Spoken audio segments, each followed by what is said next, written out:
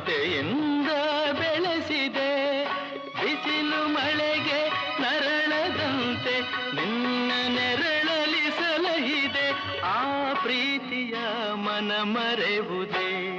ನಿನ್ನ ಕಂಗಳ ಬಿಸಿಯ ಹನಿಗಳು 100 ಕಥೆಯ ಹೇಳಿದೆ ನಿನ್ನ ಪ್ರೇಮದ ನುಡಿಯ ಕೇಳಿ 100 ನೆನಪು ಮೂಡಿವೆ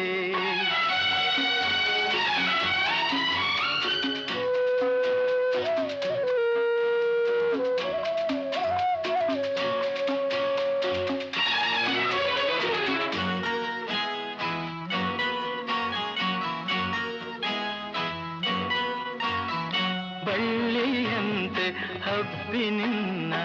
ಆಸರೆ